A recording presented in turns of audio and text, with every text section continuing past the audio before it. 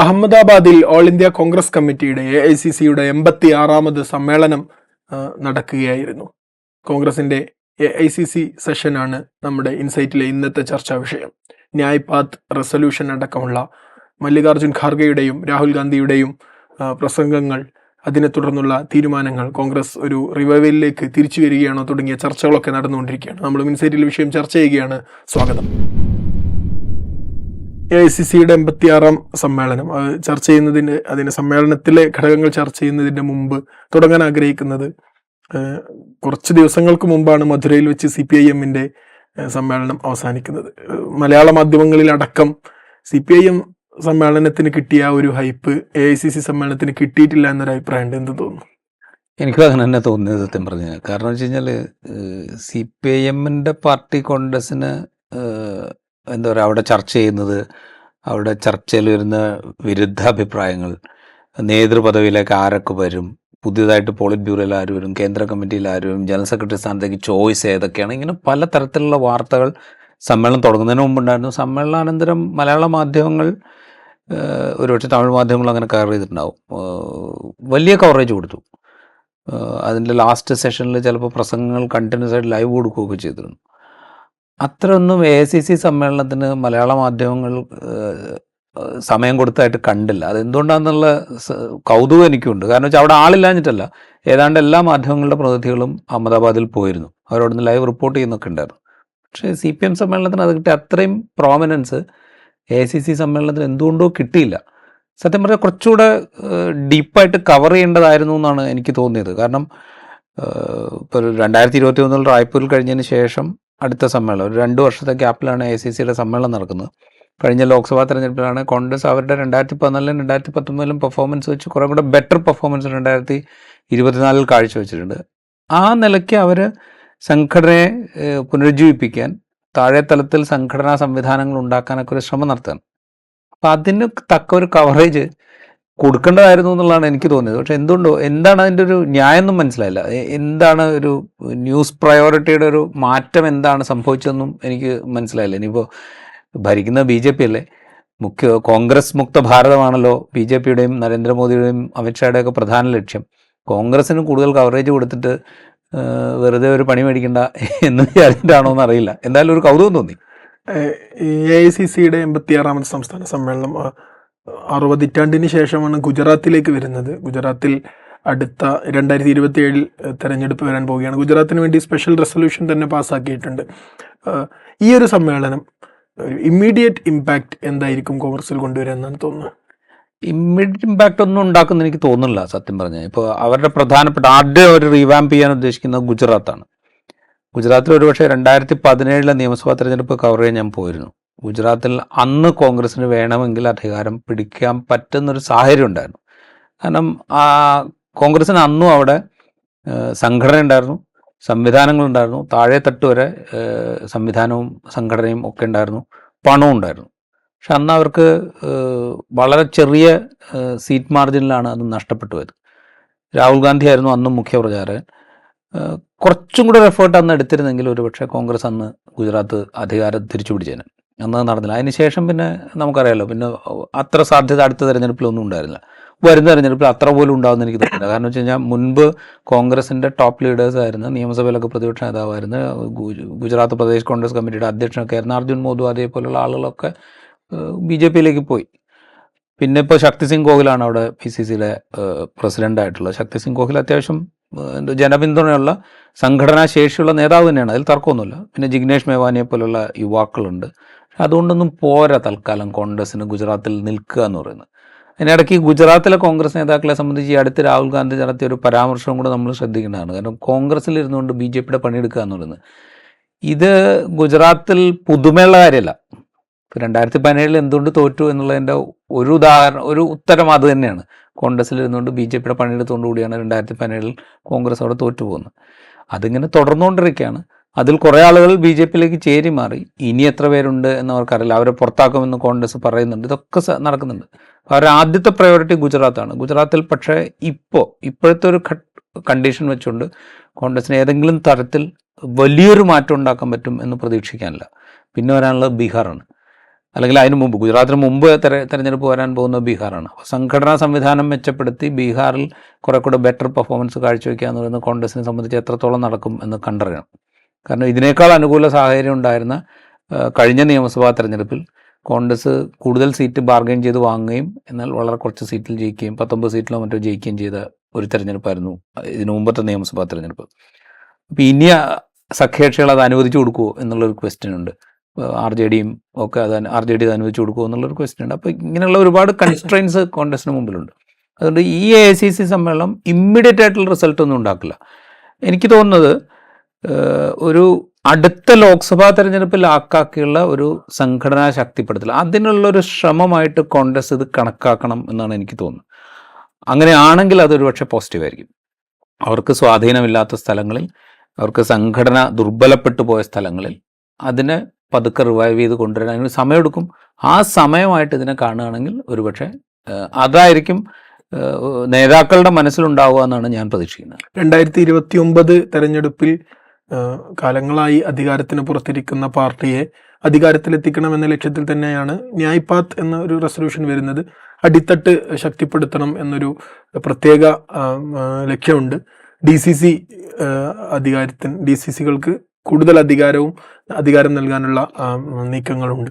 ഇതെല്ലാം അങ്ങനെ ഒരു പ്രതീക്ഷ തന്നെയല്ലേ നൽകുന്നത്. കാരണം 2024 ലോക്സഭാ തെരഞ്ഞെടുപ്പിൽ അത്രയും വലിയ കമ്പാരേറ്റീവ്ലി അതിനു മുന്നുള്ള തെരഞ്ഞെടുപ്പിനേക്കാൾ വലിയ കുതിച്ചുചാട്ടം കോൺഗ്രസ് നടത്തുന്നു. പക്ഷേ ശേഷമുള്ള സംസ്ഥാന തെരഞ്ഞെടുപ്പുകളിലെല്ലാം വീണ്ടും പരാജയപ്പെടുന്നു. അപ്പോൾ ആ ഒരു ഓളം നിലനിർത്താൻ കോൺഗ്രസിന് സാധിച്ചില്ല എന്ന് വരുന്നുണ്ട്. അങ്ങനെയാണെങ്കിൽ 2029 തെരഞ്ഞെടുപ്പിലേക്കുള്ള ലാക്കാക്കി നോക്കുകയാണെങ്കിൽ ഇതൊരു പ്രതീക്ഷയായി കാണാൻ കഴിയില്ല. അതല്ല, അതിലൊരു പ്രശ്നം എന്ന് പറഞ്ഞാൽ ഇപ്പോൾ 2024 ലോക്സഭാ തെരഞ്ഞെടുപ്പിൽ എന്തുകൊണ്ട് കോൺഗ്രസ് ഈ ഒരു ബിഗ് ലീപ്പ് നടത്തുന്നു? നേരത്തെ ഉണ്ടായിരുന്ന 50-55 സീറ്റായിരുന്നെങ്കിൽ അതിൽ നിന്ന് 100ലേക്ക് എത്തുന്നു എന്ന് ചോദിച്ചു കഴിഞ്ഞാൽ അതിനൊരു പൊളിറ്റിക്കൽ കോണ്ടെക്സ്റ്റ് ഉണ്ട്. കാരണം വെച്ച് കഴിഞ്ഞാൽ 2019 നിന്ന് ഭിന്നമായിട്ട് കുറെ കൂടെ വലിയൊരു പൊളിറ്റിക്കൽ ബ്ലോക്ക്, ഒരു ഓപ്പോസിഷൻ ബ്ലോക്ക് ഉണ്ടാക്കിയെടുക്കാനുള്ളൊരു ശ്രമം ഉണ്ടാവുന്നു. അതിൽ വിട്ടുവീഴ്ച ചെയ്തിട്ടാണെങ്കിൽ പോലും എല്ലാവരെയും കൂട്ടിയോജിപ്പിച്ച് നിർത്താൻ ശ്രമിക്കണം എന്ന് പറയുന്ന രാഹുൽ ഗാന്ധിയുടെ ഒരു വാക്കുണ്ടാവുന്നു. ഒട്ടൊക്കെ അതിനൊരു ശ്രമം ഉണ്ടാവുന്നു. ഇത് നമ്മൾ കാണുന്നുണ്ട് 2024. പ്രശ്നങ്ങളുണ്ടില്ല എന്നല്ല, പരസ്പരം മത്സരമുണ്ട്, അതൊക്കെ ഉണ്ട്. പക്ഷേ എങ്കിൽ പോലും ഒരു ജോയിൻറ്റ് ഫേസ്, ഒരു ജോയിൻറ്റ് ഓപ്പോസിഷൻ ഫേസ് ഇങ്ങനെ മുൻപോട്ട് വയ്ക്കാനുള്ള ഒരു ശ്രമം 2024 നമ്മൾ കാണുന്നുണ്ട്. അതിൻ്റെ ഒരു ഫലം കൂടിയാണ് ഈ പറയുന്ന കോൺഗ്രസിൻ്റെ മുന്നോട്ട് പോക്ക് എന്ന് പറയുന്നത്. ഉത്തർപ്രദേശിൽ കോൺഗ്രസിന് അമേഠി ജയിക്കാൻ കഴിയുന്നുണ്ടെങ്കിൽ, അമേഠി കഴിഞ്ഞ തെരഞ്ഞെടുപ്പിൽ തോറ്റത്, ഇത്തവണ ജയിക്കാൻ കഴിയുന്നുണ്ടെങ്കിൽ, രാഹുൽ ഗാന്ധി ഇല്ലാഞ്ഞിട്ട് പോലും അമേഠി ജയിക്കാൻ കഴിയുന്നുണ്ടെങ്കിൽ അതിനൊരു കാരണം ഒപ്പം നിൽക്കുന്ന സമാജ്വാദി പാർട്ടി കൂടിയാണ്. ആ ഒരു തിരിച്ചറിവ് കോൺഗ്രസിനുണ്ടാവണം. ആ തിരിച്ചറിവ് കോൺഗ്രസിന് ഈ ലോക്സഭാ തെരഞ്ഞെടുപ്പിലുണ്ടായ ഒരു കുതിച്ചുചാട്ടത്തോടുകൂടെ നഷ്ടപ്പെട്ടു പോവുകയാണ്. അതാണ് പിന്നത്തെ നിയമസഭാ തെരഞ്ഞെടുപ്പുകളിലൊക്കെ നമ്മൾ ഹരിയാനയിൽ ഒരു കുറെ കൂടെ ഫോർമിഡബിൾ ആയിട്ടുള്ളൊരു അലയൻസ് ഉണ്ടാക്കുന്ന കാര്യത്തിൽ കോൺഗ്രസ് വലിയ മുൻകൈ എടുക്കുന്നില്ല. ആം ആദ്മി പാർട്ടിയായിട്ടുള്ളൊരു സഖ്യത്തിന് തയ്യാറാകുന്നില്ല. ഇങ്ങനെയുള്ള പല കാര്യങ്ങളും നമ്മൾ കാണുന്നുണ്ട്. മഹാരാഷ്ട്രയിൽ വലിയ ലെങ്തി ബാർഗെയിനിങ് ആണ് നടന്നത്. ഏറ്റവും അവസാനമാണ് ആ സഖ്യം സീറ്റ് വിഭജനത്തിലേക്ക് പോകുന്നത്. അപ്പം ഇങ്ങനെയൊക്കെയുള്ള പ്രശ്നങ്ങൾ പിന്നീട് കോൺഗ്രസ് അഭിമുഖീകരിക്കുന്നുണ്ട്. അത് ഈ പ്രതിപക്ഷ സഖ്യത്തെ ദുർബലപ്പെടുത്തുന്നുണ്ട്. ഇപ്പം ഈ കഴിഞ്ഞ ദിവസം MA ബേബിയുടെ ജനറൽ സെക്രട്ടറി ആയതിനു ശേഷമുള്ള ഏതൊരു വാർത്താ സമ്മേളനത്തിൽ MA ബേബി പറയുന്നത് കേട്ടു, ഈ 2024 ശേഷം ഇന്ത്യ ബ്ലോക്കിൻ്റെ ഒരു യോഗം വിളിച്ചു ചേർത്തിട്ടില്ല എന്ന് പറയുന്നു കേട്ടു. അത് ഫാക്ച്വലി കറക്റ്റാണോ അല്ലോ എന്നുള്ളത് എനിക്കറിയില്ല, ഞാനത് ക്രോസ് ചെക്ക് ചെയ്തിട്ടില്ല. പക്ഷേ നമ്മുടെ മുമ്പിൽ അങ്ങനെ ഒരു യോഗം നടന്നതായിട്ട് നമ്മുടെ ഓർമ്മയിലില്ല. കോൺഗ്രസ് ആണ് ലീഡിങ് പാർട്ടി, കോൺഗ്രസിനാണ് ലോക്സഭയിൽ ഏറ്റവും കൂടുതൽ അംഗങ്ങളുള്ളത്. അപ്പോൾ കോൺഗ്രസ് ഈ ബ്ലോക്കിനെ സജീവമായി നിർത്താൻ എന്ത് ചെയ്യുന്നു എന്നുള്ളൊരു ക്വസ്റ്റ്യൻ ഉണ്ട്. അപ്പോൾ ഇതൊന്നും നടക്കുന്നില്ല എന്നുള്ളൊരു പ്രോബ്ലം അവിടെ ഉണ്ട്. അത് അഡ്രസ്സ് ചെയ്യാതെ കോൺഗ്രസ് 2029 ലക്ഷ്യം വെക്കുമ്പോൾ അതിനൊരു എന്താ പറയുക, ആ ലക്ഷ്യം അത്രത്തോളം യുക്തിസഹമാണോ എന്ന ചോദ്യം അവിടെ ഉണ്ട്. പക്ഷെ എങ്കിൽ പോലും കോൺഗ്രസ് അവരുടെ സംഘടനയെ ശക്തിപ്പെടുത്താനും കുറെക്കൂടെ ഊർജിതമായിട്ട് പ്രവർത്തിക്കാനും ലക്ഷ്യമിടുന്നു എന്നുള്ളത് കോൺഗ്രസ്സുകാർക്ക് ആവേശം നൽകുന്ന ഒരു കാഴ്ചയാണ്. പൊതുവിൽ ഈ പറയുന്ന ഒരു ഫാഷിസ്റ്റ് റിഷീമിനെ എതിർക്കുന്ന മനുഷ്യന്മാർക്കൊക്കെ പ്രത്യാശ നൽകുന്നൊരു കാര്യമാണ്. കാരണം വെച്ചാൽ ആ സംഘടന ഇപ്പോഴും കഴിഞ്ഞ 2 തെരഞ്ഞെടുപ്പായിട്ട് അധികാരത്തിലില്ല. പല നിലയ്ക്ക് ആ പാർട്ടി വേട്ടയാടപ്പെടുന്നുണ്ട്. അവരുടെ ബാങ്കിലുള്ള പണം മരവിപ്പിക്കുന്നു, അവർ അത് മുഴുവൻ എടുത്തുകൊണ്ട് പോകുന്നു ഇലക്ഷന് മുമ്പ്. ഇങ്ങനെയുള്ള പല തരത്തിൽ നേതാക്കളെ ജയിലിലടയ്ക്കുന്നു, നേതാക്കളെ കള്ളക്കേസിൽ കൊടുക്കുന്നു, ഇങ്ങനെയൊക്കെ നടക്കുന്നുണ്ട്. ഇതൊക്കെ നടക്കുമ്പോഴും ആ പാർട്ടിയിലെ നേതാക്കൾ ഒരുമിച്ച് കൂടി ഞങ്ങൾ ഈ സംഘടനയെ ശക്തിപ്പെടുത്താൻ പോവുകയാണ് എന്ന് പറയുമ്പോൾ അത് പുറമേക്ക് കൊടുക്കുന്ന ഒരു എനർജി ഉണ്ട്. ആ എനർജിയാണ് സത്യം പറഞ്ഞു കഴിഞ്ഞാൽ പോസിറ്റീവായി കാണുന്നത്. അതിലൂടെ എന്ത് നേട്ടം കോൺഗ്രസിനുണ്ടായാലും അത് പോസിറ്റീവായിരിക്കും. ഇമ്മീഡിയറ്റ് ആയിട്ടല്ല ഞാൻ പറയുന്നത്, അത് ഒരു കുറച്ച് സമയം എടുത്തിട്ടാണെങ്കിലും അത് ഉണ്ടാവും എന്ന് തന്നെ കരുതണം നമ്മൾ. ഒരു ഭാഗത്ത് ഇനി ഇനാക്റ്റീവായിട്ട് നിൽക്കുന്നവരൊക്കെ നിർബന്ധമായിട്ട് തന്നെ റിട്ടയർ ചെയ്യണമെന്ന് ഖാർഗെ പറയുന്നു. അതുപോലെ തന്നെ DCC-മാർക്കടക്കം, അതായത് പ്രാദേശിക തലത്തിൽ പാർട്ടിക്ക് കൂടുതൽ അധികാരം നൽകി അടിത്തറ ശക്തിപ്പെടുത്താനുള്ള ശ്രമങ്ങൾ നടത്തുന്നു. അതേസമയം തന്നെ ഈ സമ്മേളനത്തിൽ ഒരു ഭാഗത്ത് നമ്മൾ ഉയർന്നു കേട്ട ഒരു ഡിബേറ്റ് എന്ന് പറയുന്നത് ഐഡിയോളജിക്കൽ ക്ലാരിറ്റി, കോൺഗ്രസിൻ്റെ പ്രവർത്തകർക്ക് ഐഡിയോളജിക്കൽ ക്ലാരിറ്റി വേണ്ട സമയം അതിക്രമിച്ചിട്ടുണ്ട് എന്നുള്ളതാണ്. അതായത് നാഷണലിസം ആണെങ്കിലും സെക്യുലറിസം ആണെങ്കിലും ബി ജെ പി ഇവിടെ കൊണ്ടുവരുന്ന ഒരു നാഷണലിസം അല്ല കോൺഗ്രസ് മുന്നോട്ട് വെക്കുന്നത്. കോൺഗ്രസ് ഈ രാജ്യത്തിൻ്റെ ആത്മാവിലുണ്ട് എന്നടക്കമുള്ള കാര്യങ്ങൾ ഒരു ഭാഗത്ത് ഡിബേറ്റ് ചെയ്യപ്പെടുന്നുണ്ടായിരുന്നു. ഈ ഒരു സമ്മേളനം കൊണ്ട് കോൺഗ്രസ് പ്രവർത്തകർക്ക് അത്തരത്തിലൊരു ക്ലാരിറ്റി ഒന്നുകൂടി വ്യക്തമാകും എന്ന് തോന്നുന്നുണ്ടോ? അത് ഈ സമ്മേളനം കൊണ്ട് വ്യക്തമാകുമെന്ന് എനിക്ക് തോന്നുന്നില്ല. അതിന് വ്യക്തത വേണമെങ്കിൽ കോൺഗ്രസ് ലീഡർഷിപ്പിന് അതിൽ വ്യക്തത വേണം, അവരുടെ ഐഡിയോളജിയെ സംബന്ധിച്ച്. ഇപ്പോൾ കഴിഞ്ഞ തെരഞ്ഞെടുപ്പിൽ രാഹുൽ ഗാന്ധി ഒരു പരിധി വരെ അതിനകത്തൊരു ക്ലിയർ സ്റ്റാൻഡ് എടുത്ത് പോകുന്ന കാഴ്ച നമ്മൾ കണ്ടിരുന്നു. അതിൻ്റെ ഒരു പ്രതിഫലനം ഈ AICC അംഗീകരിച്ച പ്രമേയത്തിൽ നമുക്ക് കാണാം. അപ്പോൾ ജാതി സെൻസസ് കോൺഗ്രസ് ഒരു ക്ലിയർ സ്റ്റാൻഡ് എടുക്കുന്നു, അത് വേണം എന്നുള്ളൊരു സ്റ്റാൻഡ് എടുക്കുന്നു. അതുപോലെ നാഷണലിസം, എന്താണ് കോൺഗ്രസിൻ്റെ കാഴ്ചപ്പാടുള്ള നാഷണലിസം എന്നുള്ളത് വിശദീകരിക്കുന്നു. അങ്ങനെ പല കാര്യങ്ങളും കോൺഗ്രസ് ആ പ്രമേയത്തിൽ പറയുന്നുണ്ട്. അത് പറയുമ്പോൾ തന്നെ വേറെ ചില കാര്യങ്ങൾ കോൺട്രഡിക്ഷൻസും ഉണ്ട്. കാരണം വെച്ച് കഴിഞ്ഞാൽ ഇപ്പോൾ മണ്ഡൽ കമ്മീഷൻ, ഞങ്ങൾ 1993 ഞങ്ങളുടെ സർക്കാരാണ് മണ്ഡൽ കമ്മീഷൻ റിപ്പോർട്ട് നടപ്പാക്കിയത്, അതുവഴി ഞങ്ങളാണ് പിന്നോക്ക വിഭാഗങ്ങൾക്ക് നീതി ഉറപ്പാക്കാൻ ശ്രമിച്ചത് എന്ന് പറയുമ്പോൾ കോൺഗ്രസ് ഈ ജാതി സെൻസസ് വേണം എന്ന് ആവശ്യപ്പെടുന്നതിൻ്റെ ആത്മാർത്ഥതയെ ചോദ്യം ചെയ്യുന്നൊരു പരിപാടിയാണ് അവിടെ ചെയ്യുക. കാരണം ഏത് സാഹചര്യത്തിലാണ് മണ്ഡൽ കമ്മീഷൻ റിപ്പോർട്ട് നടപ്പാക്കപ്പെട്ടത്, റിപ്പോർട്ട് സമർപ്പിച്ചതിന് ശേഷം എത്ര കാലം കോൺഗ്രസ് അധികാരത്തിലിരുന്നു, ആ കാലത്ത് എന്തുകൊണ്ടാണ് ഇത് പൂഴ്ത്തിവെച്ചത് എന്ന് എല്ലാ മനുഷ്യർക്കും അറിയാം. അത്യാവശ്യം രാഷ്ട്രീയം വായിക്കുന്ന എല്ലാ മനുഷ്യർക്കും അറിയാം. അപ്പോൾ ഇത് അഡ്മിറ്റ് ചെയ്തുകൊണ്ട് മാത്രമേ ജാതി സെൻസസിനെ കുറിച്ച് സംസാരിക്കാൻ കോൺഗ്രസ്. അപ്പോൾ ഈ പറയുന്നൊരു പ്രശ്നം അവിടെയുണ്ട്. അതുപോലെ വനിതാ സംവരണത്തെക്കുറിച്ച് സംസാരിക്കുമ്പോൾ ഞങ്ങൾ 1993 പഞ്ചായത്തുകളിൽ 33% വനിതാ സംവരണം നടപ്പാക്കി എന്ന് അവകാശപ്പെടുകയും ഇപ്പോഴത്തെ സർക്കാരിനെ കുറ്റപ്പെടുത്തുകയും ചെയ്യുമ്പോൾ പിന്നീട് വന്ന കോൺഗ്രസ് സർക്കാരുകൾ എന്തുകൊണ്ടാണ് ലോക്സഭയിലും നിയമസഭയിലും 33% സംവരണം നടപ്പാക്കാത്തതെന്നുള്ള ക്വസ്റ്റ്യൻ അവിടെ വരും. ഇങ്ങനെ പല പ്രശ്നങ്ങളും അതിനകത്തുണ്ട്. അതുപോലെ ഇപ്പോൾ കർഷകർ ആവശ്യപ്പെടുന്ന മിനിമം സപ്പോർട്ട് പ്രൈസ് അത് നിയമപ്രകാരം ഉറപ്പാക്കണം എന്ന് ഉറപ്പാക്കണം എന്നാണ് കോൺഗ്രസിൻ്റെ നിലപാട് എന്ന് പറയുമ്പോൾ നിങ്ങൾ അധികാരത്തിലിരുന്നപ്പോൾ എന്ത് ചെയ്തു എന്നുള്ള ക്വസ്റ്റ്യൻ അവിടെ ഡെഫിനറ്റ്ലി വരും. ഈ ഒരു കോൺട്രഡിക്ഷൻ കോൺഗ്രസ് ഫേസ് ചെയ്യേണ്ടി വരും. ഇതിനെ ക്ലിയർ ആക്കി കൊടുത്താൽ മാത്രമേ പ്രവർത്തകർക്ക് ഐഡിയോളജിക്കൽ ക്ലാരിറ്റിയും ആശയവ്യക്തതയും ഉണ്ടാവുള്ളൂ. അപ്പോൾ അത് ക്ലിയർ ആക്കുന്ന വിധത്തിൽ വേണം ഇതിൻ്റെ പ്രമേയം തയ്യാറാക്കാനും അത് പ്രവർത്തകരിലേക്ക്. അതില്ലെങ്കിൽ ഈ പ്രശ്നമൊക്കെ അവിടെ നിലനിൽക്കും. അതുപോലെ തന്നെയാണ് ഇപ്പോൾ ബാബറി മസ്ജിദ് പൊളിച്ചടത്ത് ക്ഷേത്രം നിർമ്മിക്കാൻ തീരുമാനിക്കുമ്പോൾ അത് രാജ്യത്തിൻ്റെ ഐക്യത്തിനും അഖണ്ഡതയ്ക്കും ഉതകുന്നതാണ് എന്ന് കോൺഗ്രസ്സിലെ ഒരു വിഭാഗം നേതാക്കൾ ഒരു മടിയുമില്ലാതെ പ്രഖ്യാപിക്കുമ്പോൾ ഈ പാർട്ടിക്ക് എന്താണ് ഈ കാര്യത്തിലുള്ള സ്റ്റാൻഡ് എന്ന് പാർട്ടിയുടെ പ്രവർത്തകർക്ക് കൺഫ്യൂഷൻ ഉണ്ടാവും. സ്വാഭാവികമാണ്. അതിലൊരു വ്യക്തത വരുത്തണ്ടേ. ഇനി അങ്ങോട്ട് പോകുമ്പോഴും ഇതിലൊക്കെ വ്യക്തത ആവശ്യം വരും. അതിനിപ്പോൾ ഗ്യാൻവാബി മസ്ജിദിൻ്റെ കാര്യത്തിലൊരു തർക്കം ഉണ്ടാകുമ്പോൾ എന്താണ് നിങ്ങളുടെ നിലപാട് എന്ന് വെച്ചാൽ ഒറ്റ വാക്കിൽ അവർക്ക് പറയാൻ പറ്റണം. ഞങ്ങളുടെ നിലപാട് അവിടെ പള്ളിയാണ്, ആ പള്ളി അവകാശവാദം ഉന്നയിക്കാൻ ഇവർക്ക് അവകാശമില്ല എന്നുള്ളതാണ്, ഹിന്ദുത്വവാദികൾക്ക് അവകാശമില്ല എന്നുള്ളതാണ് ഞങ്ങളുടെ പാർട്ടിയുടെ സ്റ്റാൻഡ് എന്ന് ഒരു സംശയത്തിന് ഇട നൽകാതെ പറയാൻ പാർട്ടിയിൽ താഴെ മുതൽ മുകളിൽ വരെയുള്ള നേതാക്കന്മാർക്ക് കഴിയണം. അത് കഴിയാതെ വരുമ്പോഴാണ് ഈ പ്രശ്നം. അതുപോലെ എത്ര കാര്യങ്ങളിൽ ഇത്ര ക്ലാരിറ്റിയോടുകൂടെ പറയാൻ കോൺഗ്രസ്സുകാർക്ക് കഴിയും, അങ്ങനെ ക്ലാരിറ്റി കൊടുക്കാൻ കോൺഗ്രസ്സിന് സാധിച്ചിട്ടുണ്ടോ, ആ ഒരു ഐഡിയോളജിക്കൽ ക്ലാരിറ്റി ഉണ്ടോ? ഈ ക്വസ്റ്റ്യനാണ് ആ വേദിയിൽ കോൺഗ്രസ്സുകാർ തന്നെ ഉന്നയിച്ചത്. ഞാൻ പറഞ്ഞത് അതിന് ക്ലാരിറ്റി വരുത്തേണ്ടത് കോൺഗ്രസിൻ്റെ ലീഡർഷിപ്പാണ്. പക്ഷേ ഈ ലീഡർഷിപ്പിന് അത്രത്തോളം ക്ലാരിറ്റി വരുത്താൻ പറ്റുമോ എന്നുള്ള കാര്യത്തിൽ എനിക്ക് സംശയമുണ്ട്. ഒരു ഭാഗത്ത് മോഡിയെ വിമർശിക്കുന്നു, വഖഫ് ബിൽ അടക്കം BJPയുടെയും സംഘപരിവാറിൻ്റെയും വിഭജന രാഷ്ട്രീയത്തിൻ്റെ ഭാഗമാണ് എന്ന് പറഞ്ഞ് കടുത്ത വിമർശനം ഉന്നയിക്കുന്നു. അതേസമയം ശശി തരൂർ അടക്കമുള്ള നേതാക്കൾ നമ്മൾ കുറച്ചുകൂടി ഹോപ്പ് നൽകി, പോസിറ്റീവ്സും നൽകിയാണ് ഇനി അങ്ങോട്ട് രാഷ്ട്രീയം പറയേണ്ടത് എന്നുള്ള രൂപത്തിലും ഡിബേറ്റ് പോകുന്നത് കണ്ടു. ഈ നമ്മൾ നേരത്തെ പറഞ്ഞ ആശയവ്യക്തത സമ്മേളനത്തിൽ സംസാരിക്കുന്നവർക്കിടയിൽ തന്നെ ഇല്ല എന്നല്ലേ ഇതൊക്കെ ബോധ്യപ്പെടും. അതെ, അതാണല്ലോ പ്രശ്നം. ഇപ്പോൾ ഈ ആശയവ്യക്തത ഉണ്ടെങ്കിൽ ഇതിനകത്തൊന്നും ഒരു പ്രശ്നമല്ലല്ലോ. നമ്മൾ ക്രിയാത്മകമായ പ്രതിപക്ഷമായി നിൽക്കണം. അത് ശരിയാണ്, ശശി തരൂർ പറഞ്ഞത് ശരിയാണ്, ക്രിയാത്മകമായിട്ടുള്ള പ്രതിപക്ഷമായി തന്നെ നിൽക്കണം. പക്ഷേ ഏത് കാര്യത്തിലാണ് നമ്മൾ ക്രിയാത്മകമായിരിക്കേണ്ടതെന്നുള്ളൊരു ക്വസ്റ്റ്യൻ ഉണ്ട്.